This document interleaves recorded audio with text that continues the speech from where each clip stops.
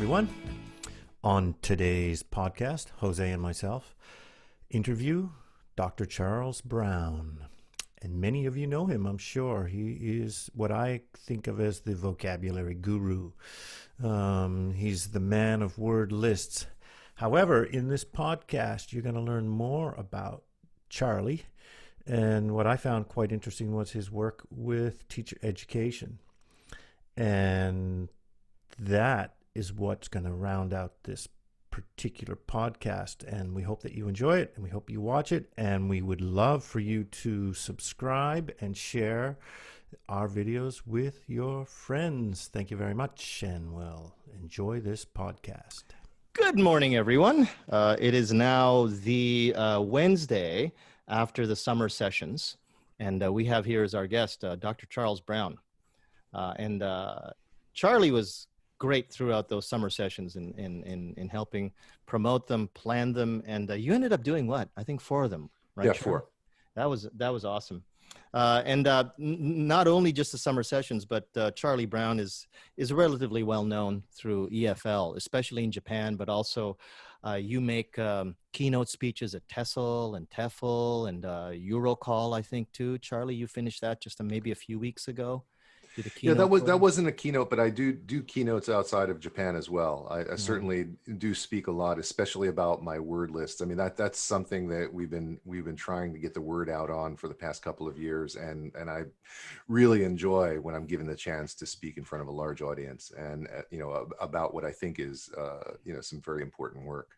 That speaking has been basically in the physical form up until recently.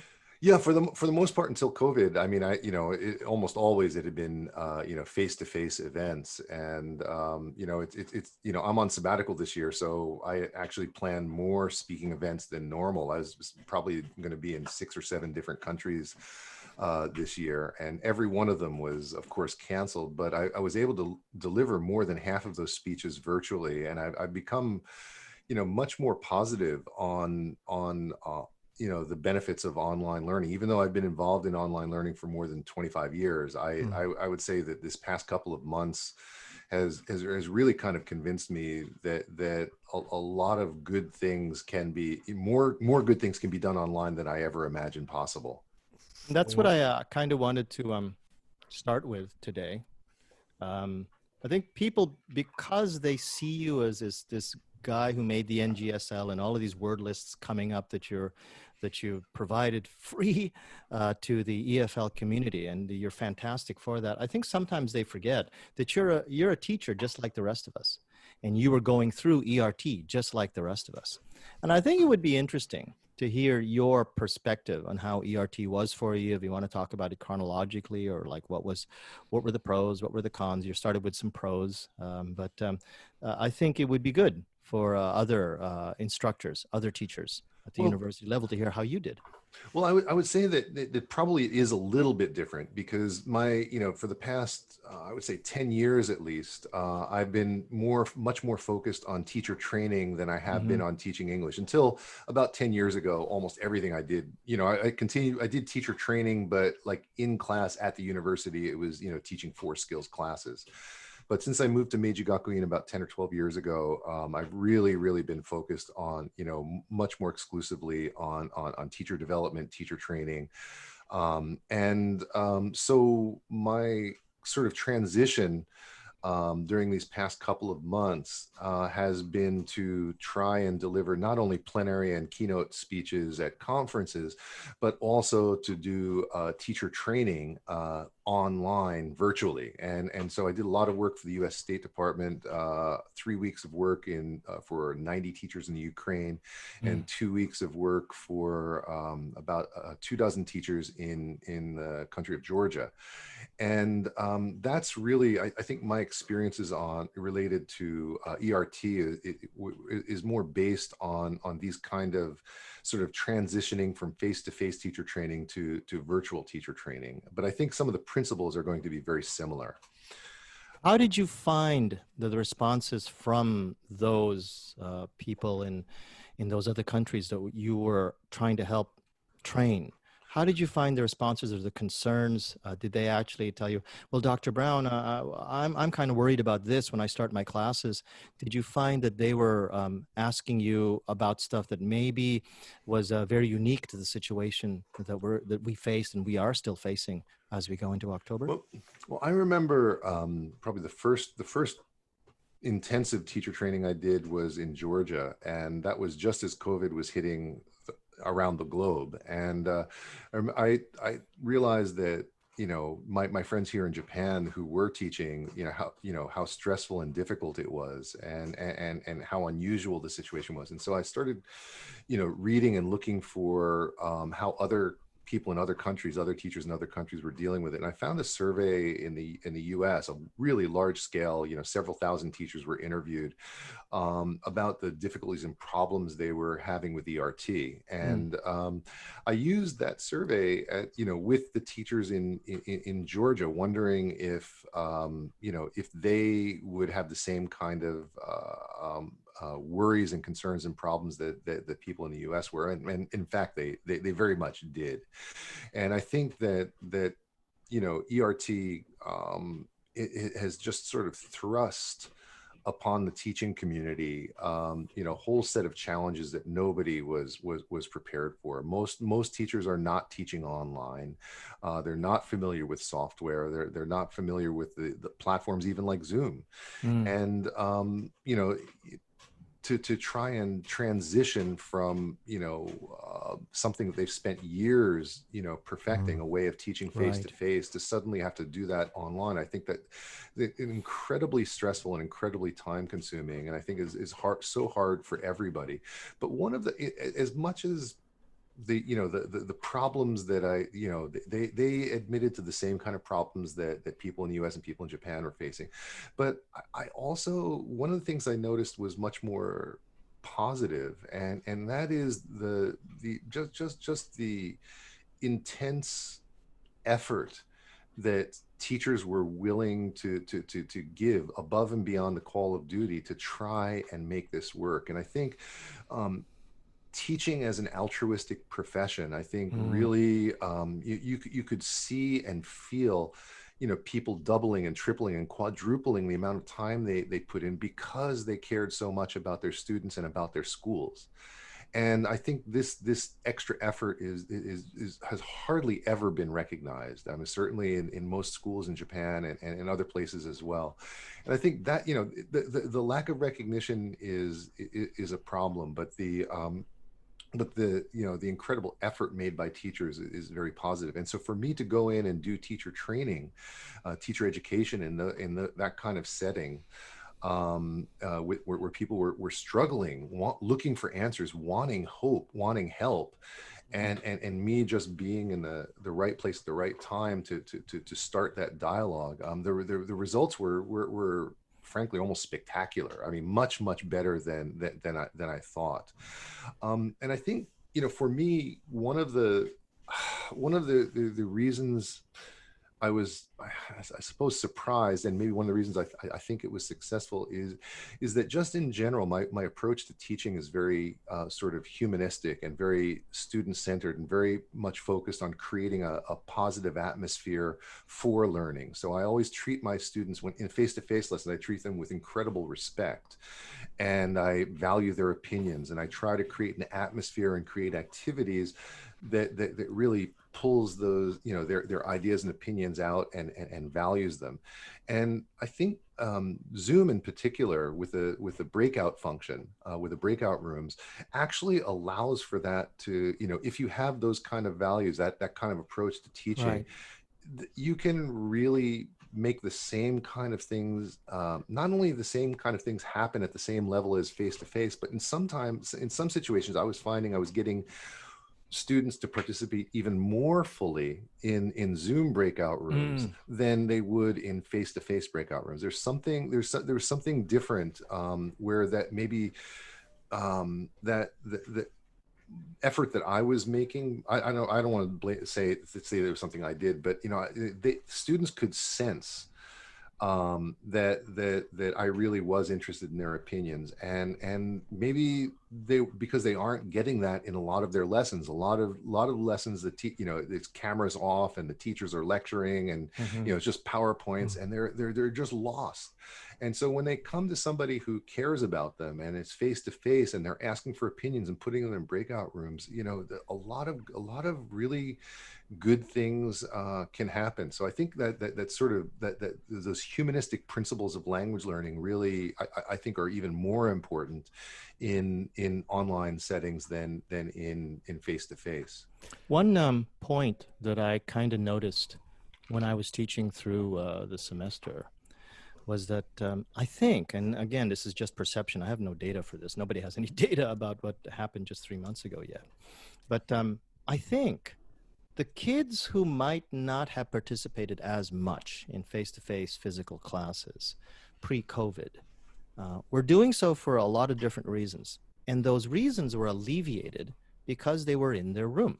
They didn't feel others' eyes on them. Yeah. They could hear only their own voice and feel secure in knowing that, at least to a somewhat more of a degree, that what they perceived to be their bad pronunciation wasn't going out to as many immediate sets of ears as they normally do, which is not really the truth, because of course, in the digital world, it can actually go out to more people because of however the teacher might wanted to have recorded. But they felt a little bit more secure within the boundaries of their own setting at home to actually participate as much as they had wanted to previously, but they just couldn't because social pressure, the fact that their friends are there, or sometimes, you guys will know this too, some kids don't want to participate because they're so good at English. And Yes, it's kind of reverse psychology, right? Right. Well, I'm actually, for some reason I was brought to another point with my face-to-face classes, and these are teacher training classes. My second year is often I have 40 students in a class, and this is the class before they've declared to become English teachers. So a lot of them aren't really motivated, and the starting point in April is usually, a lot of silence and low motivation. But I'm continually, really telling them what a wonderful profession this is, and basically creating an atmosphere that helps them to realize, what a great path this is for them, how many people they can help, and creating that positive atmosphere. But in order to get them to come out of their shells, I often do a lot of pair work, a lot of group work, but I find that even with in face-to-face with group work, even if you put them in groups of 4 or 5 with a clear task, often that's not enough to get them to discuss as much as I'd like. And I feel like the extra step has to be that after they've, I'll tell them as a class, hey, let's talk about this topic. What does it mean to be a great teacher? What do great teachers do? Remember the best teacher you ever had, and tell your group about them. And then they sit down and they talk about that for 5 or 10 minutes. But after the 5 or 10 minutes, each group has to report to the whole class the key points. What was the common factors of the great teachers in your group? And they have to report that to the class. That approach, that last step, is really what becomes sort of a motivating factor in the small group session, and that works perfectly in Zoom. That works great in Zoom. So what it'll do is have 40 people in a Zoom class and say, here's your task. Now go into the breakout rooms. You have 15 minutes to talk about this, but at the end of 15 minutes, we're going to come back together as a class, and one person from each group I want to report to the class. And Zoom just works wonderfully that way. And maybe because it's on video, and it's going to not necessarily recorded, but because it's on video and everybody's watching, I find that there's more of a sense of purpose and motivation in the breakout rooms. And me as a teacher, if I have 15 or 20 minutes, I can spend 5 minutes with 4 different groups and really get to listen to them. And it really feels more like a facilitator role, which is what I'm after. Yeah. So I go into the breakout room and I don't talk right away. I just, I listen, and it's very, one of the things I like about Zoom is also that the students' names are right there. I have so many students that sometimes it takes a while for me to remember their names, but in the breakout rooms, I somehow I'm able to learn their names a lot better and a lot faster than I am in the regular face-to-face setting. So this is another thing that I like. I totally agree. Like, I always told myself, don't bash yourself over the head that you can't remember your students' names, because sometimes I can't even remember my own name and I'm the one in the classroom.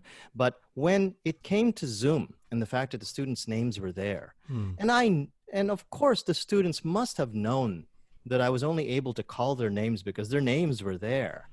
I found even then, even, with both the student and teacher knowing that circumstance, when I called their name, you could see them just light up a little bit, because through high school, other teachers had the same problem as me, and they couldn't call their name until well into November or well into whatever, or only did it sometimes. But when, you get called Mr. Suzuki, and by the way, that's my little thing. I call them by their last names with the Mr. and the Miss. I don't call them by their first names. And when you call them Mr. Suzuki, often there would be just a little light in their eyes, just because, oh wow, my name is getting broadcasted out to the others. If I may, because it sounds like you were teaching second year, third year, possibly fourth year students, and not first year students. Is that correct? Right. I don't teach first year students at Meiji Gakuin. Yeah. Okay, so with that, all of your students had experience at university, so they know what regular university is like. Then on top of that, they're doing their teacher education program now online. Do you think, or did they think, or would you consider that they may be the luckiest cohort perhaps in modern history, who going forward as an educator, they now have an online experience? Dave, unfortunately, I can't answer that question actually, because I'm not teaching those students this year. I'm on sabbatical this year. Ah, okay. So my experience of online teaching has been stuff that I've done outside of Meiji Gakuin. So I'm actually concerned. I'm worried about what they're going through right now, and really sad that I can't be there to help them go through it. Because this is one of the huge differences between what I did before I came to Meiji Gakuin and what I did after. I mean, I've been here 35 years in Japan, and the first 25 I was doing what's called in-service teacher training. So for people who already have their licenses, junior and senior high school teachers, I'd go around the country, work with boards of education, do 1 day or 3 day, in-service training sessions. And it didn't really, I think I was able to inspire them and give them some new ideas, but I always worried that, how much I was accomplishing with just 1 day or 3 days with them. But here at Meiji Gakuin, I get them when they're second year students and really sort of try to inspire them and instill a passion about becoming a great teacher when they're second year students, so that when they take all of their multiple courses as third and fourth year students, they're already self-motivated. And so I get them for 5, 6, 7 courses over the course of 3 years. And by the time they graduate as fourth year students, they're remarkable, amazing teachers. And part of it is because, our whole program is really geared towards, instilling, passion, enthusiasm, and skills needed to be, to teach English communicatively and creatively and in a way that is very different than what's going on in the normal classroom. So this year that I'm not there, during COVID, I'm wondering and worrying, if they're okay. So in a sense, you're missing out on what is maybe a revolutionary. No, it's time. It's been very hard at a lot of levels for me, because not only am I, on the one hand, all of my plans to do research and teach and work and present overseas, all of that is gone, and I'm just sitting in this small room for 6 months. But as a specialist in online learning, and my school and my department and my students are all going through all these difficulties, I'm actually not really allowed to help them.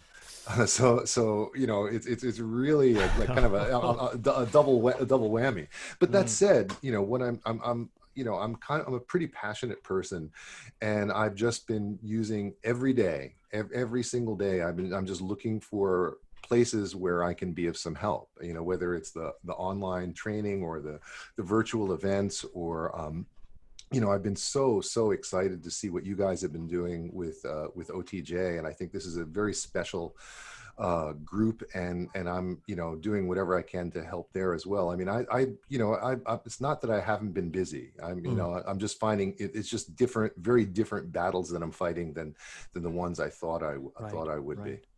Well, you obviously, Charlie. I mean, I wish you had been my well, not English. I mean, I speak English, but like my foreign language teacher, or at least a teacher with that kind of enthusiasm, that kind of not just skill, but that kind of passion for what you do. There's another thing that you're very passionate about, and that's your word lists. And this is something that Dave and I wanted to talk to you about. Oh, yes, quite of a course. bit too. I'm sure Dave will have a lot of questions about this, but I just wanted to put us on the path of talking about NGSL specifically. How do you think you're going to bring that? You go back to the classroom when? In October? No, next April. Next April. Okay. Mm-hmm. There is still a bit of a chance, and actually not a bit. There's a relatively good chance we're still going to be in at least partially a hybrid or a blended situation, which is actually even harder than pure online learning, Right. pure synchronous or asynchronous. And the hybrid is the worst of all choices. But in any case, in April, you might still need to actually do some of the things that we, Dave and I, and other teachers that are in ERT right now, that are going to need to do. And how do you think you're going to be doing your NGSL, teaching the word list, or teaching teachers how to use the NGSL? How do you think you can adapt? I don't think there's very little change, actually, because the way that we, the word lists are there to help second language learners. There's 7 lists now, and each of them is a very tight science-based list that represents the most important words in that particular genre. And most of these lists are just essential for second language learners. And so the idea, the starting point was to identify the most important words and make those words available to teachers and students in schools in as many formats as possible. And so that's sort of irrespective of whether it's online or face-to-face. But we've, over the years, all of the word lists are open source and free, of course. But what I've done since then, or since maybe 2013 when we published our first lists, is just spent the past many years trying to identify other like free online learning resources, like websites like Quizlet or Memrise, developing our own free resources like online flashcard apps and text analysis tools like our OGTE tool, to tools that can help teachers to teach these words systematically, students to learn these words systematically, to create texts around these word lists, to analyze the difficulty of other text. And all of these resources are mostly online, and they're created in such a way. I think most teachers don't have a lot of time to systematically teach vocabulary in the classroom. So most of my resources are designed to systematically teach vocabulary outside of the classroom, asynchronously. So flashcard sites and gaming sites and text analysis sites for doing graded reading and graded listening. I mean, all of these things can be done, online, asynchronously, when the teacher is not there. So I think that a lot of the resources that we've developed and the word lists we've developed certainly can be utilized in this era of ERT. Was that online ability from the get-go, from 2013, what your first word list? Well, the first word lists we released were the new general service list for general core English. That's the list that everybody needs to learn, every adult learner. And we released that simultaneously with a new academic word list, which is really a word list of the most important words for students who are going on to academic settings, who will be studying English in not studying English, but who are going to schools in English-speaking countries. So if you're going, would that word list fit with TOEFL, for example, or IELTS? Is that? No, not exactly. We do have a word list for TOEIC, and so what you need to do for test to pass a test Right. is there are certain words that tests can be analyzed, and we can identify patterns, and we can predict which words are going to occur on that test. And good tests, the less predictable, and the word lists are going to be larger, and not so good tests, you'll actually get higher coverage and shorter word list. And as an example of a not so good test, I would say TOEIC. I don't like the TOEIC because I don't think it's a good predictor of English proficiency, but it's a very high stakes test in Japan and around the world. And so Brent and I, my colleague, all of the lists Brent and I developed together, Brent Culligan. But we developed the TOEIC list because we knew that students needed to pass this to get into a good level of language program, to get out of the program, to get a job, to put on their resume. I mean, it's used in all kinds of ways, and Japan, right? In Japan especially, but especially in Japan. In many other countries as well. Yeah. And what we've got if you take our new general service list, which is 2,800 words, and the TOEIC list, which is 1,200 words, that's 4,000 words. And just those 4,000 words offers 99% coverage of the current TOEIC test. And that's astonishing, because there's 600,000 words in the English language, 30,000 on average that a native speaker knows. And so with literally just a little over 10% of the vocabulary of a native speaker, we're getting 99% coverage on a test. That shouldn't be possible, that level of coverage, but that shows that the scope of the English that occurs in the TOEIC is very predictable, is very narrow. So we get higher coverage on the TOEIC list than we do on some of our other lists. If you took since we're in Japan, if you took, say, a first grade junior high school student and systematically prepared them year by year, so they got 3 years of junior high, 3 years of high school, by the time they reach university, if they were using the new general service word list from junior high in a systematic way, what level do you think could they attain, say, by the end of high school? No, absolutely the list they should be using. And in fact, the latest issue of the Language Teacher has an article about the new general service list coverage of senior high school textbooks and also the center exam. And in both cases, if the students were studying the new general service list, getting over 95% coverage, 98% coverage for senior high schools and 95% for the center exam. That's incredible. So what that means, and that was the purpose of the NGSL project. Basically, the NGSL is about creating shortcuts for language learners. 30,000 words that native speakers know, that's an impossible goal. Right. After 12 years of studying in English in elementary school, junior high and senior high and college, they only know about 2,000 words, that, like 1/15 of what a native speaker knows. So our 2,800 words of the NGSL, that's a much smaller number. That's only 800 words more than they know in college, but that's giving 92% coverage of general English text. So it's a very, the TOEIC list, the NGSL, the academic works, all of our lists are basically about creating shortcuts for language learning, getting them to the point above 90% where they can begin to work without dictionaries and without the help of teachers. So we're trying to get students to the level of independence, and that's sort of one of the main purposes of these lists. If unattended, whether it's from elementary or junior high and onward, if students or schools didn't use your word lists and just continue to use their textbooks, and they got to that 2,000 word, I learned 2,000 words by the end of high school, what percentage of coverage would that offer, using your word? That's a little bit of a difficult question to unravel, because it depends on which 2,000 words they know. If they know the 2,000 most frequent words of the English language, they'll probably get somewhere, maybe around 80% coverage. But that, and 80% is not enough. Still, reading is almost impossible at 80%. You have to be above 95%. 90 is the absolute minimum. There are some studies by Bhatia Laufer that show that around 90%, about half of the learners will begin to be able to read and guess from context, but half of them will still struggle.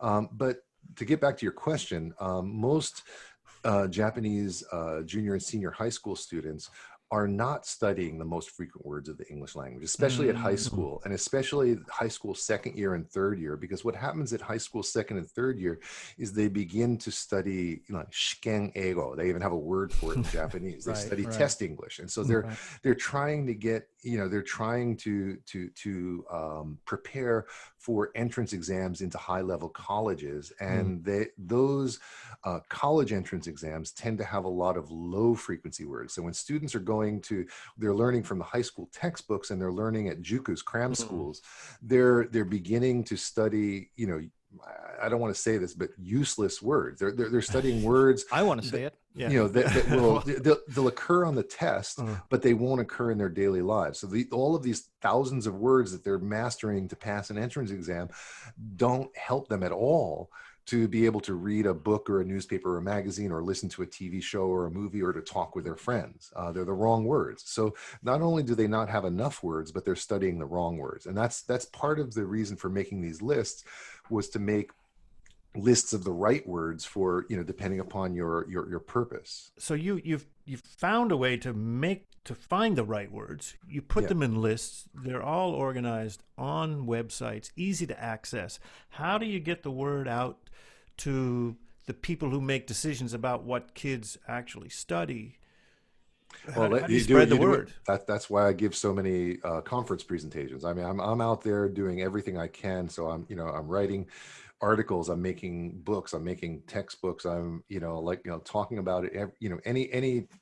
Any chance I get. I love talking about these lists, because I think these lists are about, giving proper tools to teachers to do their job better, giving proper tools to students so they can learn more quickly and get to a level of independence more quickly than if they didn't use these words. Well, it just seems so obvious with the limited amount of time that people actually have in their lives. If they focused on the right stuff, they're going to achieve their desired goal. And I think that's one thing that, especially as you mentioned, Charlie, these cram schools, or maybe the average sort of junior high school or high school curriculum, emphasizing these low frequency words as the target for study, is actually creating a problem in itself. Yes. They think that what is necessary is that those words so that then you understand the sentence. And what's actually necessary is learning the high frequency words, or the stuff that some curriculum say, oh, those are easy words, like than or as. The kids don't really master because it's part of a sentence. And then you end up just focusing on these vocabulary that don't actually help you understand the language. But what you need to do is understand the language first. Well, and it's compounded by the difficulty of reading texts. If you look at if you look at Japanese high school reading passages in the English text, they're difficult for native speakers. They're actually, there's a lot of research, including some that I did a few years ago, shows that many of the second and third year high school reading passages are more difficult than native speaker material. So here they're non-native speakers. They're in high school. They've only studied English for a few years, and it would be mathematically, in terms of vocabulary load, easier for them to read Harry Potter, Time Magazine, or Newsweek than it is to read a textbook that's designed for second language learners. So what we have, this is why I'm such a proponent of extensive reading and extensive listening as well, because the idea of extensive reading, extensive listening is if the student's level is here, they're getting materials right here, not way up here. Right. Japanese high school textbooks are way up here, and students' levels is here. And what happens is, when they try and read the book, they can't. And so they start using a dictionary, and they start looking up every word. And even with looking up all the words, they still can't read it. So that lowers their motivation, and it lowers their confidence, and it begins this negative spiral. They learn over the years that English is too difficult for them, that they can't do it. So let me just finish the thought. This is the reason for learning high frequency words and for doing extensive reading and extensive listening at your level. Because what happens is, if you know the high frequency words and you're reading at your level and listening at your level, you get the positive spiral. You try and read, and you can, and because you can, you build your motivation, and it builds your confidence. Then you end up reading more, and because you're reading more, you're building your confidence, your motivation, and you're learning more. Reading and listening learning is a very naturalistic way to develop both vocabulary, but also grammar. You get the words, you get the collocates, you get the grammatical structures all in context that you can understand. So we're building confidence and motivation that way. What you have in Japan is the exact opposite. So that's why junior high school students, you go to junior high Ichinensei, they're some of the most motivated, genki, happy learners you'll ever meet. And you go to Koko Sannensei 6 years later, they have no confidence, they have no motivation, and most of them hate English. We've developed in Japan here like almost the perfect system for making the people not succeed in English. And this is why I spend so much time talking about extensive reading, extensive listening, and high frequency vocabulary development. They're complementary symbiotic activities that have to be done simultaneously in order to help students to succeed and to develop their confidence and motivation. I only wanted to interject because you were talking about the that weird sort of positive reinforcement cycle where you see these junior high school students that are really ready to learn how to speak the language. And actually, that's another point I wanted to talk about, the role of speaking. But those ready minds that want to actually suck up this language, and then they become so depressed by the time they graduate high school and then get more of it in university, where I see something contributing to that positive reinforcement cycle is a different cycle that occurs among the instructors, the teachers. They think that this low frequency vocabulary is the key, but they see their students not responding because they're using the wrong techniques, as you just pointed out. They're not choosing level appropriate materials. They're not looking at the high frequency words. But these teachers, either through their training or through their own ideas, think, well, we got to try harder with these kids, and they just don't understand these low frequency words. You know what we should do? We should introduce even harder text to read and even lower frequency words, because I have one story to tell. I have a teacher at one of the staff rooms where I teach, and she often comes to me and says, Mr. Cruz, I don't understand this paragraph in this article, and I want to teach this in my next class. And I look at this, and it's a New York Times editorial. And I look at it, and of course I understand it, but I'm looking at it and I think, wait a minute, I'm going to have a hard time explaining this to you, even you as a PhD, as he's Japanese. If you're having a hard time understanding this, you're really going to try to use this in class? And she goes, yeah, because they need to do something really difficult. And I say, but if you're having a hard time understanding, how are they going to understand it? And she goes, well, it's okay. I'll translate for them. Yeah, see that. My brain hurt when she said that. And I said, no, but you know, Jose, this is one of the reasons why I very early on really changed my career path to get involved with teacher education and teacher training, because I think that teachers, especially in Japan, but not only Japan, but especially in Japan, have very poor intuitive sense of what is the appropriate level for their students. And if I go to a brand new group of Japanese high school teachers and say, what percentage of the text do you think students need to understand to be able to read easily? Most of the guesses will be 40%, 50%, 60%. And rather than answer their question, what I do is I put up on the screen, I put up text where you only know 40 or 50 or 60% of the words. And it's utterly impossible. Even at 80%, it's utterly impossible. And so it's only when you get up to the 90, 95%, where only 1 out of every 20 or 1 out of every 50 words is unknown, that reading becomes easy. And I gradually bring teachers up to the point where they can read and guess from concepts and say, okay, that's the level, right? But you were all guessing in 50 to 60% level. So what does this mean for your teaching? What does this mean for the materials you're bringing to your students? How do you think your students are dealing with it? And then I throw out some figures that shows that most students only know 60% of the words on a page, and then they get it. And so this is why I'm doing, part of this it has to do with teacher education. Teachers need to realize that the percentage of words on a page that students need to be able to understand before it's usable in the classroom is far higher than they ever imagined. And that's why our OGTE tool, online graded text editor tool, that's one of the things it's designed for, is to help teachers to assess whether or not a text is too difficult for their students. It kind of gives a percentage of coverage. Like if you know the first 3 bands of the new general service list, and this is the text you want to teach, what percentage would the students know? And so if it's below 95%, oh, this text is too hard. So the teachers can either simplify the difficult words or they can use a different text. A story to fit into there perfectly is work that I've done with Nick D'Annunzio, who you are friends with. Because he works at my language school. So we started a program a year ago, April, with 50-word stories. Speed reading.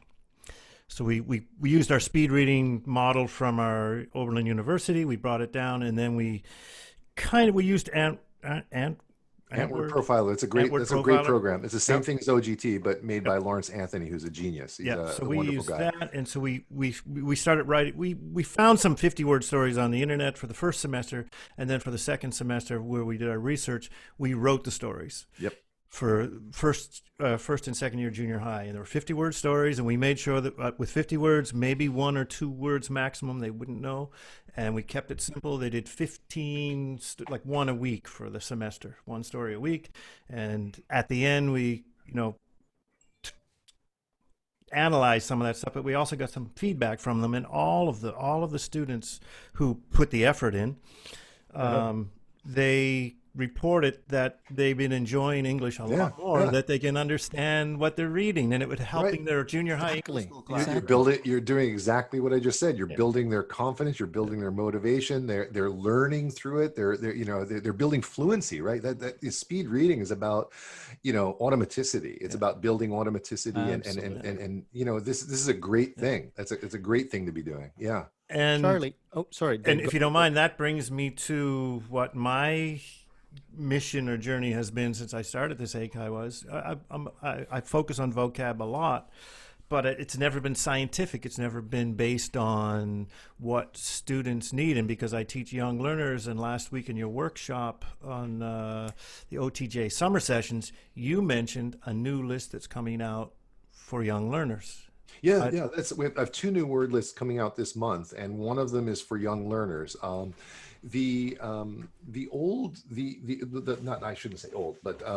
new general service list was a major update of the old general service list. And the original general service list was published in 1953, but the research had been going on since 1936. So it's like, 60 years old. When we published the new general service list, it was 60 years since date of publication. And the old general service list wasn't corpus based. It was a very, it was corpus based. It was a very small corpus. And English language usage changes over time, and sometimes quite dramatically.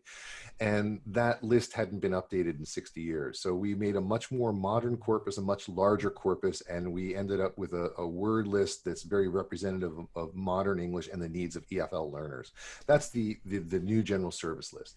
Right. But in the same way, I really strongly felt that the children's word list that's being used around the world the most is called the Dolce word list, and I felt that was also in great need of update. That was also published in the 30s. It wasn't based on corpus research, and the Dolce list was not really made for the needs of second language learners. It was made for the needs of first language learners and trying to develop sight recognition of ultra high frequency words. So what I felt was that list needed to be updated. It needed to be based on a corpus of children's English, and it needed to take into consideration the needs of second language learners as opposed to first language learners. And so that's our new Dolce list, which we've already created. We just haven't uploaded on the website yet. So within the next maybe week or two, you'll be seeing the new Dolce list on our website, the new General Service List website.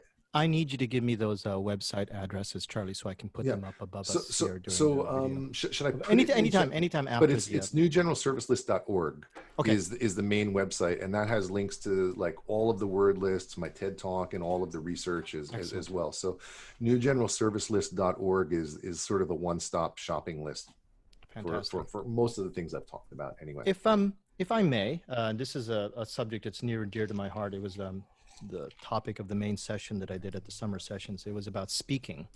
And when you, you bring out to the front words like automaticity, fluency, that's Yeah. my gig, speaking.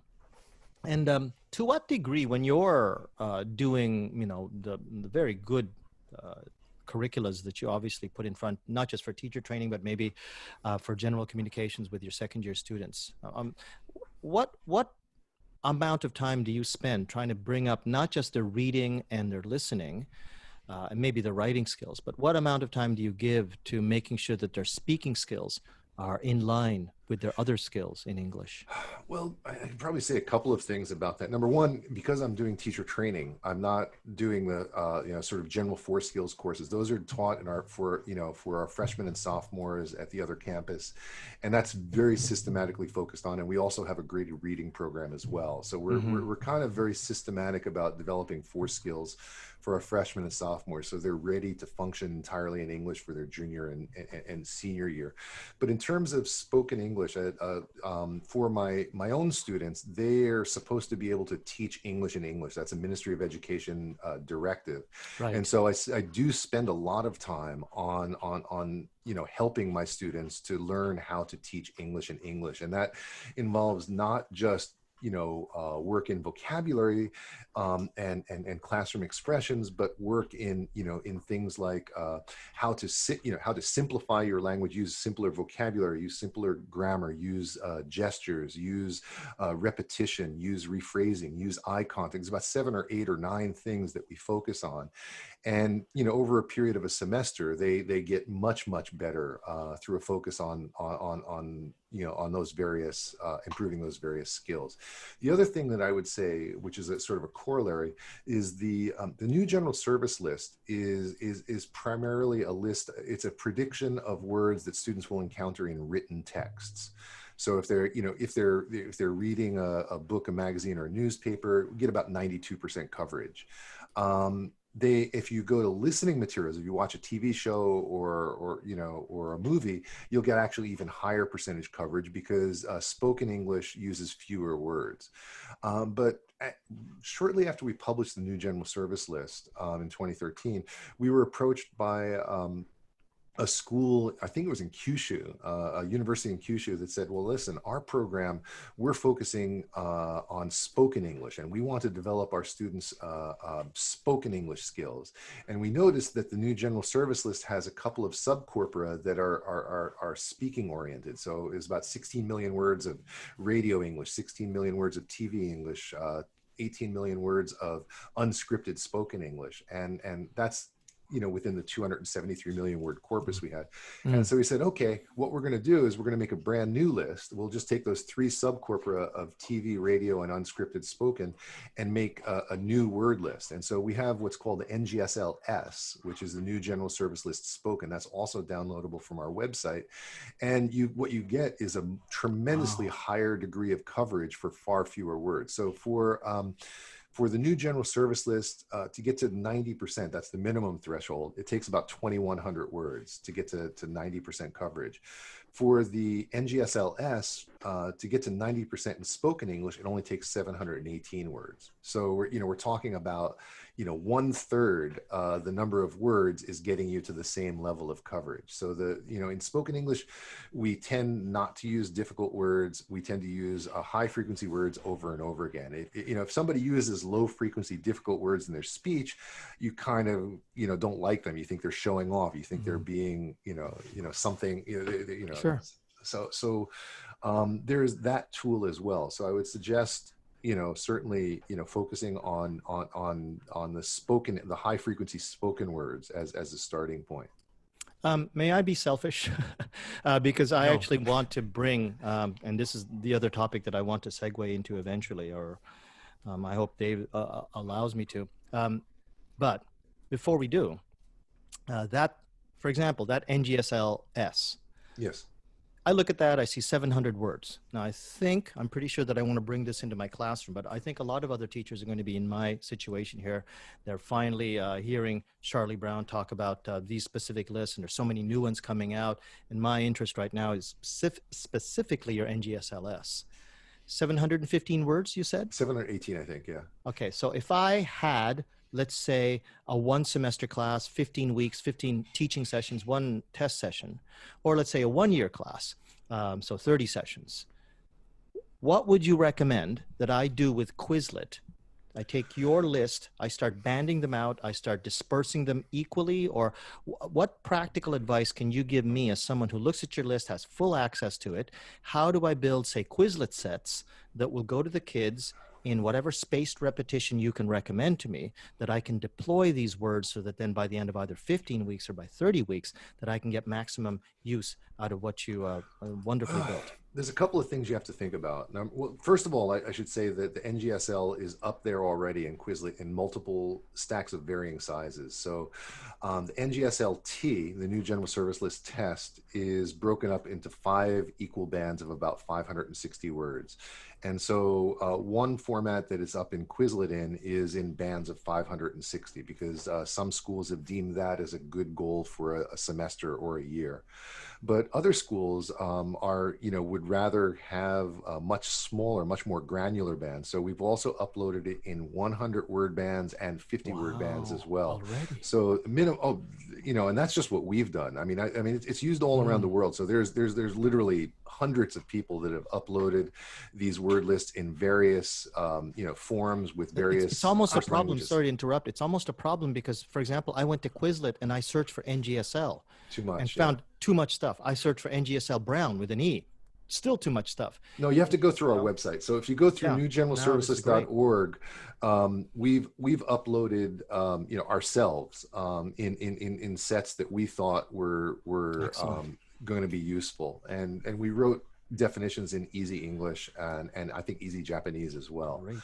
But the other problem, and this is the other issue that you're going to have to face, is that students already know many of the words in the NGSL or the NGSLS. So you don't want to waste time teaching words that they already know. Right. So in order to address that problem, there's different ways you can address it. One is through assessment. So that's why Phil Bennett and Tim Stokel developed the new General Service List test and the new Academic Word List test. These are free, also free. Everything that I've talked about so far is free, but they're up on my website, and you can download versions of the test and the answer keys to give to your students, and that will identify the bands of words where your students have strengths and weaknesses. And when you find a band that they're weak in, that's when you assign that Quizlet stack. That's one way of handling it. But another way of handling it, and this is present in some of the apps that I've developed, is to what I've done is let the students self-assess. And so they'll say, the first question in new General Service List Builder app is, what's your level? And if they say intermediate, it'll go as a starting point to the 1,400 word level. And maybe they don't know what the word intermediate is, but they just click on it, and that puts them at the 1,400 word level, and they're presented with a 100-word band of words. And they just, if all of the words they don't know in that band, they just say select all, and then that goes to their flashcards.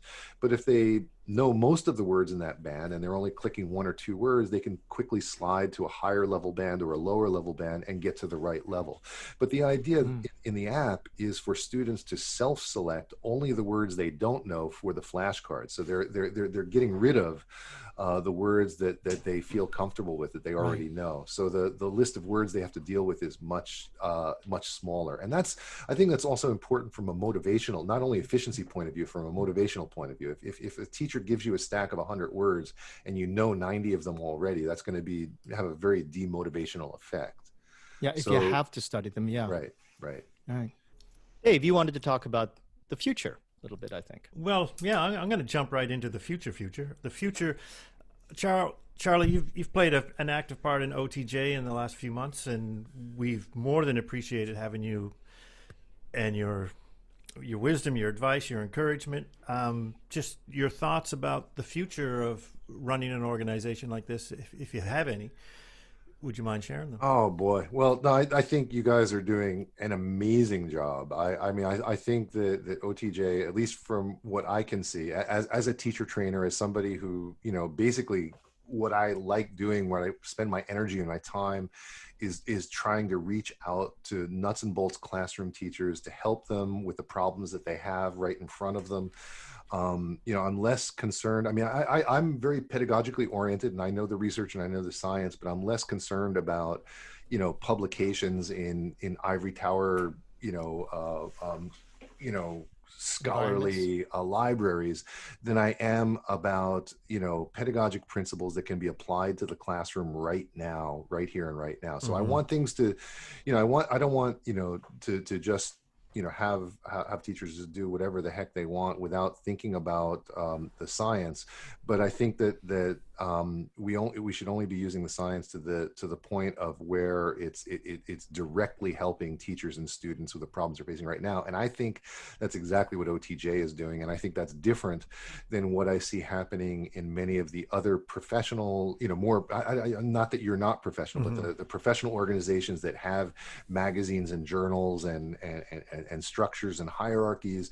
I think that sometimes can get in the way of actually helping teachers. And I think that you guys, your hearts are in the right place. You are in the right place. That this ERT has just swept around the world and really caused a tremendous amount of stress and problems for teachers and students in schools.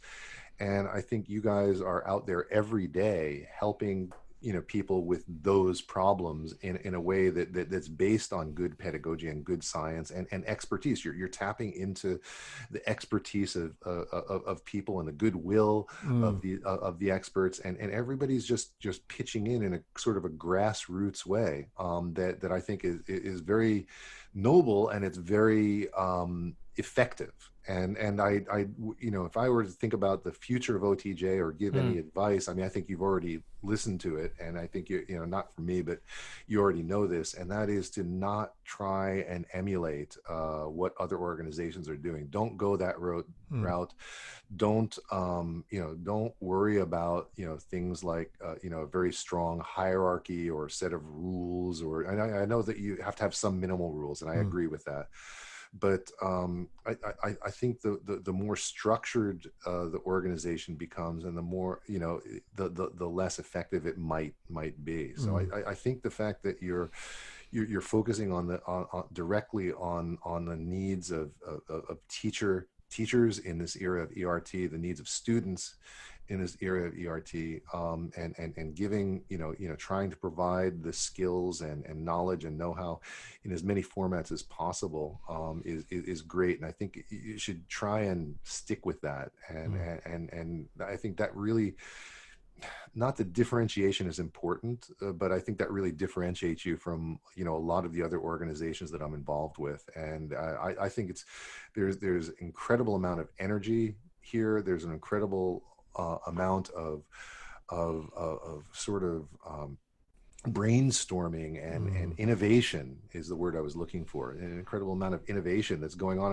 in front of my very eyes. I mean, I love, every session that I attended last week was a session that people did present, but there was a lot of innovation going on in the conversations afterwards.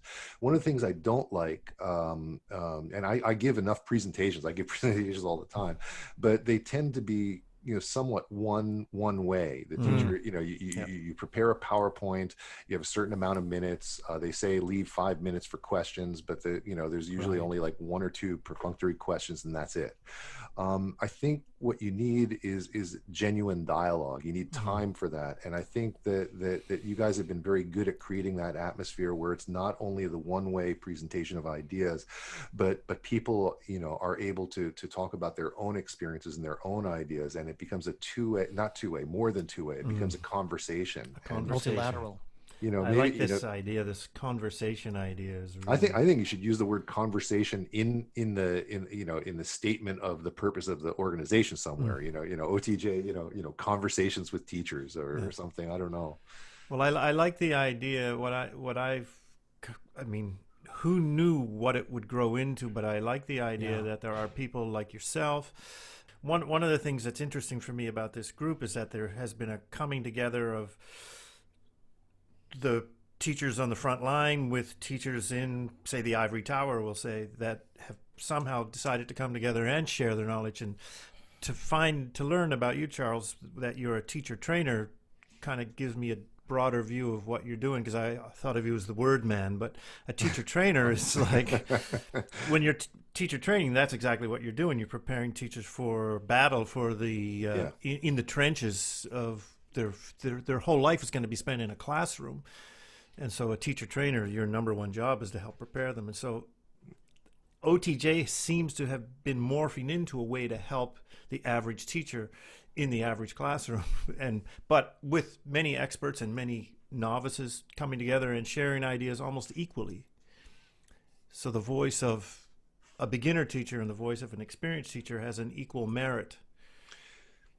Absolutely, and I think it's only by having the conversation, by novice and expert teacher, actually equally being able to participate, that the novice teacher can grow.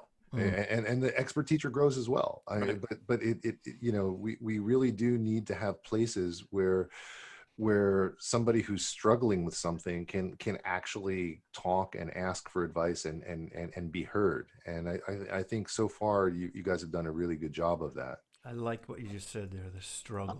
From my point of view, or my developing point of view, I'm not convinced that OTJ found any particular rule or set of guidelines, because Dave and I sometimes talk about this, and I throw my palms up in the air. I don't know what we did, but something we did was good. And now that I'm talking to you, I'm talking to more people after the OTJ summer sessions, and the fact that you just pointed out the fact that, this is a conversation.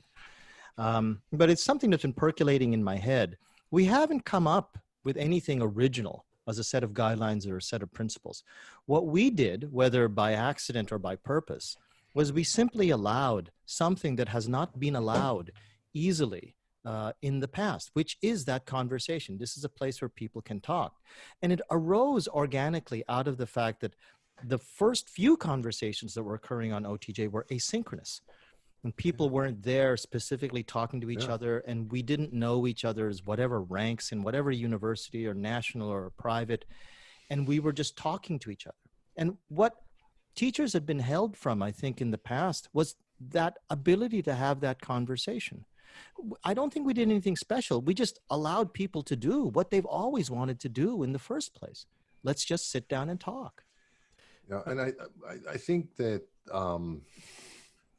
in the past, for example, the extensive reading website that Rob Waring and I put together, ER Central, we put that together many years ago, thinking that it would be, sort of a grassroots type of approach where we would create the website and seed it with some stories, and then people, teachers from around the world would upload their own stories. We created tools for that, but it never really took off in the way that we envision. There's a lot of stories up there, but mostly they're either stories that we've written or that publishers have donated. It never really took off as a grassroots, ground up, approach that we had hoped for.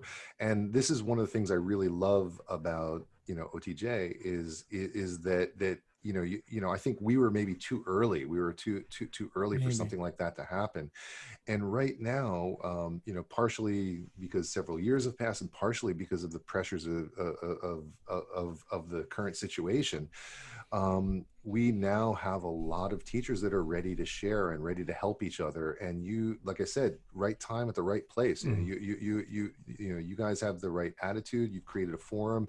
You've created the atmosphere, and teachers are doing a lot of the rest. And this is great. I hope you can, continue with that, that same kind of atmosphere and attitude. Thank you very much. The future, I hope, does involve OTJ, but what else do you see now that we're seeing all of these new technologies that may have been there before? Like, for example, I just never really knew the benefits of a good LMS like Moodle, and now I'm raring to go this semester and next year to actually use Moodle to much greater advantage. LMSs, teleconferencing software like Zoom or Teams or Google Meet. What else do you see in the future pedagogy that will either be disruptive because it's a bad thing, or at least we perceive it as a bad thing right now, or other things that are maybe good things that you see coming down the road, that teacher trainers like yourself and instructors like me and Dave and you will have to account for in the coming, I don't know, short term, 5 years, maybe 10 years, whatever you think you can add to that. Oh, I think I actually am not at all negative about the word disruptive. I've been here for 35 years waiting, working towards and waiting for change in Japan. And the more disruptive things are, the better, I think. So I'm not so concerned about that. I think that when, a technology comes along that really does shake things up, I'm very happy. And it never has quite the effect that I hope for, but it does have something positive. I'm actually quite surprisingly pleased with Zoom. I had never used Zoom until COVID hit, and I'm surprised that and it was actually by going to Jose, one of your sessions on how to use Zoom, that really started to get my brain percolating about how to use it in communicatively in my teacher training. And I've been constantly trying to stretch Zoom a little bit beyond what probably they intended to do. And those are the best kind of technologies. Or I should say it's less the technology than the pedagogy. I mean, so it's not about this software or that software being great. Right. It's about a teacher thinking about what they want to accomplish pedagogically in the classroom, and then adapting, stretching, innovating, how to use those technologies in ways that the technology, the maker of that software never really thought of or intended. Yeah. And I think, sharing that with everybody else. Yes, exactly. And I think that's another thing that's great about OTJ is that people are talking about novel ways that they're using these various softwares that makes pedagogic sense for them, and that's what we need to be doing. And probably I would say that at some point you're going to want to be cataloging these ideas, more beyond, just making links to the various videos and various topics, right. Because there's a lot of good ideas here. And I'm thinking, I think it was Teasel that had a series of books called like New Ways in teaching vocabulary, New Ways in teaching reading, and they were kind of like recipe books. They weren't like there was like 1 page, 1 to 2 pages maximum, and it would say the level of the student and the activity, how many minutes it took, and I want maybe something light at that level where it's sort of culling all of the various ideas that you've pulled together already in just a few months, and putting it into very digestible format, so that it's not the level of trying to pull together a journal or a magazine or a refereed article, but just pulling together very practical tips in a way that that's searchable on your website. One of the first tries that I ever made to think about me writing a textbook or me writing a book was because I like to cook, and because I always think about approaching language in terms of building skills, like learning how to hit a curveball or learning how to slice, a leek properly. Think about it in terms of skills, and these are applied skills that you learn individually or sometimes as part of a recipe. And I always thought that maybe the very first textbook title I would ever use, and because I'm into fluency, would be the Fluency Cookbook, and that you put these out in recipes. Okay, so you want to achieve this, you're going to need this much time, you're going to need this set of skills, kind of like an ingredients list. And then there's a procedure written pretty much like a cookbook that I think other people could, like you said, pick up as something digestible and accessible through a database, either through the table of contents or the index in the book, or through a database, through a website that someday Dave and I are always talking about putting up for OTJ, something like that. I think that might work. That's exactly it. And I just found one of them. Here's one called New Ways in Teaching Vocabulary. I think this is put out by Teasel. And if you just if you look like each it's like one page. It's like a cookbook. It's exactly what you said, and that's exactly what I'm talking about. Just the sort of cookbook level. I think that's a great analogy. Here's, here's a title which might be Teaching Unplugged, which is almost the opposite, Teaching Teaching Plugged In. This book is really about eliminating all crutches for teaching and just going in with a piece of paper and, That's fine with me too. That's the way I teach speaking. It's the approach is called Dogme, but the title is Teaching Unplugged. But in this case, we're teaching online. We're teaching plugged in. But even that concept, though, of keeping it simple while teaching online is an amazing, right? Still, absolutely. And again, for me, I think it comes back to sort of principles of humanistic learning. And I think, if I'm going to teach online, I want to make sure that we're, the focus is on the student, that it's a student-centered lesson, that it's valuing the student, valuing their opinions, that it's about communication, the Vygotskian idea of, learning language as a social phenomena that occurs between people.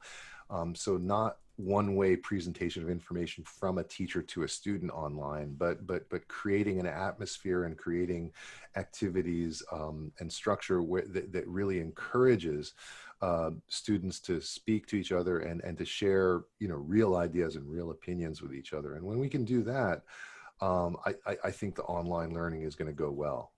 Are we going to be facing obstacles though from administrations and ministries and governments and society for these things that we as teachers see as important? I mean, we get friction even from parents when we try to say, no, these kids have to learn speaking first. No, that's not going to help them for high school tests. And we want to teach other things, but we get pushback from the administration. No, that's not what the ministry wants. And they're going to cut our funding. And then the ministry, for some reason, has a set of goals that are completely opaque to most of us. But then if we dig a little deeper, we go, oh, that's why you want to do that.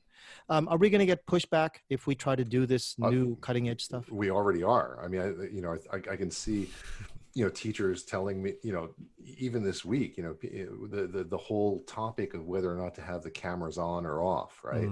Yes. Personally, I'm a camera on kind of a person because that humanistic element and wanting to talk with and interact with my students and them to talk with and interact with each other. But certain schools are saying, no, the students' cameras have to be off. And, and I think they're not thinking through at all the educational aspect of what the school is supposed to be doing. They're just thinking about some kind of a security principle or rather than the educational function of what teachers are supposed to be doing. And I think we're getting pushback already. Dave, your school mandates camera use, and of course you probably think, oh, that helped me a lot because I didn't have to deal with a lot of the problems teachers had in trying to create the sort of environment that I like and that Charlie likes, where teachers can speak to students on that humanistic level. But at some point, were you thinking, I kind of feel for these kids because they have to put on these cameras whether they want to or not? Were you having any of those thoughts? I should clarify first, is that our school, Oberlin University, who was already using Moodle for learning management system long before ERT, who was using Google. They all had Gmail accounts, so the Google tools were already there. Some teachers used them, some didn't. It was never forced on us. But the only thing that was added for online learning from a technical point of view was Zoom. And our classes are 100 minutes times 100 minutes with a 10-minute break, so 200 minutes. It wasn't mandatory that the cameras are on the whole time, right. But Zoom was the medium. And as such, we were instructed early on that all students would be told that they'll need to have a video camera, they'll need to use Zoom, and that was all done behind the scenes. But what we were told in our department is, how do you manage that time?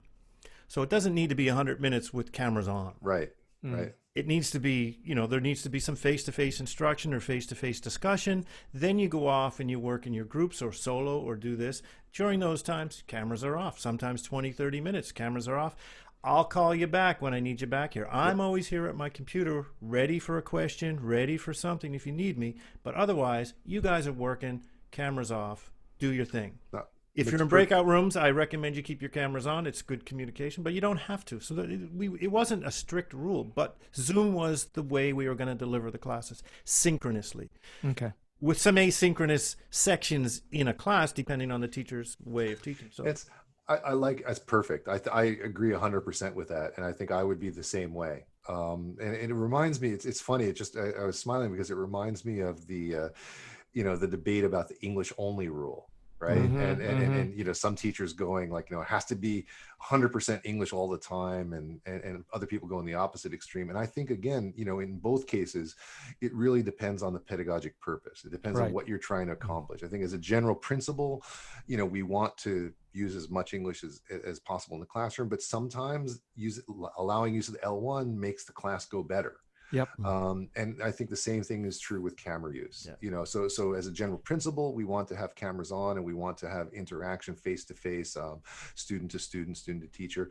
But depending upon the purpose of the activity, there are times when cameras off makes perfect sense. And I think that's, so it's really, and I think even one of my first slides in my presentation on vocabulary for OTJ was pedagogy before technology. And that's, I think that's really the principle is thinking about what you want to accomplish before, you decide how to use the technology. But that was a good question, Jose, too, and thank you for it. But I'm glad I had a chance to clarify, because I think some people had the impression that Dave's school was like 100%, mandatory, and the cameras are on for 200 minutes. And we decided early on, Nick and I, who do live close together, we talked a lot about how we were going to manage our classes and stuff. And we talked about online, camera time on it. It would be a bit intense for 200 full minutes to have your cameras on. Yeah. Right. So the first time you told me about that, I thought, holy cow. So no, I think I worked out a pretty good balance, and I've never had really, with the more than 125 kids that I teach at university out of 5 classes, I never had anybody complain or give me any hard time about the camera thing. I just said, cameras on, folks, and on they come. Cameras off, we don't need them on. I'll be back, come back in 20 minutes and we'll meet each other. And they were always cooperative. I didn't get any flack or any of the stuff that the moaning and groaning I sometimes see on OTJ about this camera stuff. I've never had any of that stuff. I think, though, if I may, because Obedin basically told its students it will be Zoom and you will be required to at least possess a web camera, they were already in a psychological frame of mind that said that this was going to be the way it was. Whereas at both of my universities, they were actually reluctant. One was reluctant to even allow us to use Zoom until the faculty pushed back. Another one was also reluctant to use it and basically told us, we'll give you an account, but remember, don't push any of these kids to turn on their cameras. And I thought, okay, this is going to be interesting. And I don't know if I've talked about this before, Dave, but I came up with what seemed to be a pretty good technique and I've told this to other teachers who have approached me about this issue in the Saturday session sometimes, and they would actually bring, because it's a big problem for some people who need that sort of connection by seeing people when they're teaching, seeing their faces, seeing whether or not they're getting bored or whatever. And they wanted those cameras on. And I said, well, here's my technique for bringing them on. And I'm going to put them on the podcast too, because if somebody sees this, they might want to hear it. And it seemed that at both of these universities where the students were not actually even encouraged by the administration to turn on their cameras, I got them turned on. And it went like this. So at the very first few classes, it was on my mind, how am I going to do this? And I thought, well, at first, let's just see if these cameras and these microphones are working. So in all innocence, I said, I want to do and I did this in Japanese. I got to admit, I use mostly L1 in all of my classes. Said in Japanese, I would like you guys to just do a camera check and a mic check with me. Okay, you can turn them off later if you want. You still got that choice. But I just want to do a camera check and a mic check. So everybody start turning on your cameras and your microphones. Let's see that they're working. Because sometimes they weren't. Sometimes there was a malfunction in some of these cameras and mics. And if we go into breakout rooms, then they found out their mic's not working. And I would see, Mr. Suzuki, good morning. And this is all in Japanese. Miss Tanaka, good morning. And again, that little light that goes, oh, teacher called my name. And I required them to to answer me back. And what was happening is something that another teacher in Fukuoka, Christy Provenzano, and she used the term critical mass. Once it's a class of 30, but once there's a critical mass of about, I don't know, 12, maybe 8, but from 8 to 12 students who have their cameras on, the other ones aren't shy anymore about turning them on. And then when all of them, or not all of them, but like 24 out of those 30 have them on, then the minority are the ones who don't turn them on. But I still don't pressure those guys. Ask, is your camera okay? Well, Mr. Cruz, actually, I've got a cold and my face looks terrible. Oh, yeah, don't worry about it, dude. You know, you're going to be cool today. But that situation where I told them, it is your option. I just want to make sure it's okay. But then they see each other coming on. And then you see them waving to each other. I know that wave wasn't for me, right? They're waving because they're second year students. Yeah, you see your friend. Right.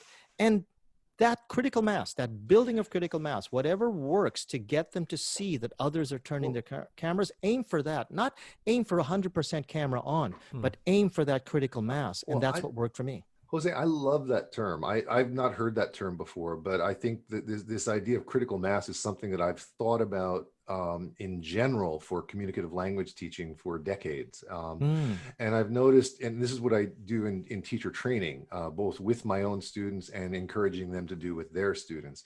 And that is the idea that you as a teacher have to have an incredible amount of patience in creating these communicative language learning atmospheres. And if you have a class of 40 students, you might do the perfect warm atmosphere, positive atmosphere, great teaching activities, but still get silence. Nobody talks. And that's because you haven't reached critical mass yet. Right. And sometimes reaching that critical mass takes months. It might take more than a couple of weeks. And so the worst thing you can do as a teacher is to either give up or to get angry at your students, because then you lose them. Exactly. And so if you just have faith in what you're doing and create that warm, positive atmosphere and don't give up, it almost always turns around. And it's because I didn't know the term, but you reach this critical mass. And so I think the same principle is applying with Zoom camera on, camera off. Yeah, so that's what I'd say about critical mass in teacher training. But with regard to the camera on, camera off, this is a question for you guys, because I'm not teaching except for doing teacher training, but I'd always just sort of felt or wondered if one of the reasons that we're getting students being okay or happy to and enjoying turning on their cameras is because in many of their other classes, they're not getting that. I mean, in general, as a general principle, I mean, even before COVID, I think a lot of my colleagues in university, especially my Japanese colleagues, still tend to be like sort of a one-way presentation of information, long lectures, and students, sort of sitting there receptively taking notes. Right. And I'm just wondering, I don't know at all, but I'm just wondering if, for example, many of those same teachers are teaching online in a one-way format where it's lecture format, and if it's lecture, the students can, of course, have their cameras off, right? If it's just a lecture, right? Yeah. And so if that's the case for 8 out of their 10 classes, and then somebody who's a member of OTJ is, figuring out interactive principles of language learning and applying it using Zoom, and they want the cameras on, students might want to turn on their cameras because they want to talk to each other, they want to interact with each other, and they're not getting it in their other classes. I'm just wondering if you thought that might be another element here. I got an answer, Dave, but do you want to go first? Well, we got a newsletter from the university about that exact thing, because some students were very unsatisfied with their lecture-driven classes. Asynchronous. Right. Well, they were synchronous, but basically could have been asynchronous. It wouldn't have mattered. Wow. And but we were quite confident in the ELP department, the English language department, that we were, out of the 90 odd teachers in that department, that we were providing enough activities and variety and the spice of life to make a class interesting. So it wasn't directed at us, but yeah, I think that students come into English classes in general probably didn't mind turning their cameras on and didn't mind the format of the teaching style. So we're happy about that. Next week, Charlie, this time next week, we're doing our next podcast recording. And it will be with 3 of my students who I had been teaching all the way through, even before the semester started, because they're really serious, earnest students, and they weren't getting a lot of English. And I just felt that this is something that I could do. At the same time, I could do experiments with techniques on them, and I could learn Zoom too. And when we got around to the topic of what you wanted to talk about in terms of how do students feel about cameras and stuff, we would talk about that stuff sometimes. And they said exactly what you just said. They said that in certain classes, because our university, or one of my universities where I work, was not really keen on using Zoom because they had weird rumors in their heads that it was insecure and no, Zoom bombing, and these were decisions being made by people who weren't teachers, they were administrators. So what they wanted us to use was actually Microsoft Teams. But the problem with Microsoft Teams is that depending on the nature of the license, the way you use it, you can only see 4 kids at a time. And there was no critical mass, even if those 4 kids turned on their cameras, but you've got a class of 25. Those 4 kids are like totally self-conscious about the fact that they're the only ones being viewed. But Wow. to that end, I asked those students, how did you feel about that? Did you feel that it was something that detracted from your wish to speak? Would you have preferred that the cameras were on? And they generally said yes. Now, these were 3rd year, 4th year students. These 3 girls were wanting to have opportunities to speak. And the majority of their classes were asynchronous, lecture style plus homework. And they had only maybe 1 or 2 classes with the foreign native speaker teacher. And they gave another story, another anecdote on top of that I think all teachers should realize too, because when in that NIGATA presentation that you first saw me at, Charlie, I was always talking about empathy and compassion, and how you have to make an effort beyond what you're used to get to students in this environment. And one of the things that I realized that I was doing while I'm in this little box here was that because naturally I understood that I had to emote a little bit more, act a little bit more, and I was telling people you got to gesture more. I was also using my facial expressions more. And I was, trying to smile more, and I was trying to raise my eyebrows more and timing my gestures more, which should come easily to most teachers. But apparently these girls were saying, well, one of the teachers, he just looked at me with a very blank stare on his face. And I said, are you sure he looked like this? Yeah, that's exactly what he looked like, Mr. Cruz. He would do this, okay? She was trying to tell a story about, I was doing this with my textbook, but I'm not sure. I want to be an English teacher, but what do you think? And as she was speaking, the teacher was doing this. Oh my. Now, maybe, if you're on a lectern and you've gotten a little bit jaded over the past 15 years, and the student doesn't see that right there in a great big box on their computer, that's something you can get away with. But I hope that whoever listens to this podcast understands that do not think that that might not be you.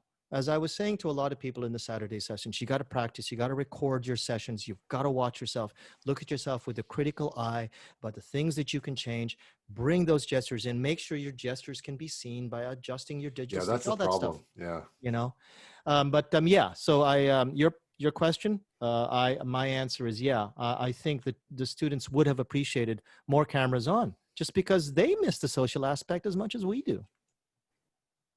Yeah, and I think this is an opportunity. I mean, because we're, the fall semester is going to be, a continuation of what happened in the spring, a little bit, slightly less ERT-ish, because we've now had a couple of months to prepare, but still not a, fully prepared online learning experience. And if we remember that most of the students are not having good online learning experiences with their other teachers, I think that provides us, and with an opportunity. I mean, we can both create a better connection with our students and also help our students who are probably a bit stressed and a bit negative about all of this. I mean, if you're a freshman and you're looking forward to going away to college and meeting friends and joining circles and doing all of these things, and all of that is taken away except for the boring one-way lectures, I'd be pretty jaded too. So, to the extent that we can create an atmosphere where, where there's a social dimension to language learning, which I believe in, I strongly believe in, that Absolutely. if we, create, scaffolded experiences where learners are working with each other and talking with each other and sharing real experiences, real opinions, that that's going to that's going to be doubly appreciated by them, because there's so many things that they're lacking in their college experience. So we get we can create a good language learning experience, but we can also be adding something else that they're right now is lacking for them. Are you looking forward to going back to teach in April? Oh, absolutely. Yeah, I can't wait. I miss my students terribly. I actually, because all of my sabbatical plans fell through, I'm feeling doubly or triply, terrible, because, I have a group of second years that I inspired and got ready, and they're all on fire and ready to teach, and they're not getting me this year because I'm on sabbatical, and now they're having to deal with all of this COVID stuff. So, I really do want to, jump back, and whether it's face to face or online, I can't wait to be back in the classroom with my students again. Okay, I can't wait to see you back in the classroom, man. We need you. We need your talent. We need your passion, your power to get in the ranks with us. And I want to say thank you for, if not anything else, the time that you weren't able to spend with the students. Thank you for bringing that to OTJ. Thank you for bringing that to the overall EFL community in Japan and the world. We needed your help, and we got your help, and it was great. It was great. Oh, that would have happened regardless of whether I was on sabbatical or not. I mean, I think that, the funniest thing is if you want to get something done, the best person to ask is a busy person. A busy person. Right? Because busy person will always find a way to get one more thing done, especially if they're passionate and they believe in what they're doing. And I am passionate. I believe in what I'm doing, but I'm not the only one. There are some amazing, amazing people in this country that are equally passionate and trying to do the same thing. And I think that's another great thing about OTJ, is you're bringing a lot of those people together. So that energy is just building up, and good luck to you, and I will continue to do whatever I can to help if I can do anything. That's fantastic to hear. Yeah, I echo Jose's words. It was it's just a good feeling to know there's people like yourself and other members on board who encourage the movement that's happening. Really, it's helpful, because we are in uncharted territory, and it's nice to have people who have experience and ideas and insights to interject and help guide the ship. And it seems that we're on the same, if you were trying to guide us towards, hierarchies and finding a president and a vice president, I'd be a little turned off. But you're an educator, and you're absolutely. We're all swimming in the same direction. And I think that if you ask why OTJ did come up and percolate as it did, it was because we're all swimming in the same direction, and we were all swimming under the same circumstances in the spring. Everybody was given the same burden to carry, and that's why I think we were able to help each other in the way that we have. So thanks for showing up today and giving us. Wow. My pleasure. And I'll tell you, what's on my list this week is keep checking back for that Young Learners Word List. Absolutely. I'm meeting with Brent in a day or two, and then we already have the Excel sheets ready. We just have to sort of talk through a couple of issues, and then it'll be up online. So expect it in a couple of days, maybe. Sweet. And could we ask a favor that when it does go up, if you could put up a post on OTJ? Because good idea. Huge response when you absolutely. Do. I will indeed. Count on it. Yeah. Okay. Awesome. Charlie, okay. I don't know how to thank you. I have been looking forward to this conversation ever since you said, you would do it. And it did not disappoint. I learned a lot. And I feel even more empowered and inspired to get out there and go. As I've said before, Jose, one of the great things that's happened as a result of this pandemic and the difficulties we've all had to endure, is becoming friends with you and getting to know you and learning from you and being inspired by you. So I think you guys and David more recently, we've just gotten to know each other. And so I'm this is really what we need to be doing, is that the people who are, passionate and believe in this, they need to be encouraged as well. We need to encourage each other and need to be connected with each other. And sometimes when you work in isolation for too long, you start to get, burned out or tired. And what we're seeing here with OTJ is that we are not alone at all. I mean, there's tons of people who have energy and passion and belief and a desire to help their students. And I think we just got to, keep on getting our, keep those connections with each other. And I think great things are going to happen. So on that note, to that audience that is watching us, I hope all around the world, this is the end of this wonderful conversation. However, it will not be the end of the overall conversation with Dr. Browne, because I asked Dr. Browne to come back again, especially maybe after you've had a few weeks of your first few classes in April. No matter what the situation will be, if it's beyond ERT, we're back face to face, I would like to get your opinions, just because I like your opinions, and it would be great. It'd be great to hear them. Okay. Thanks a lot. Thanks, guys. Okay. All right. This is wonderful. Wave to everybody. Bye, everybody. Bye, everybody.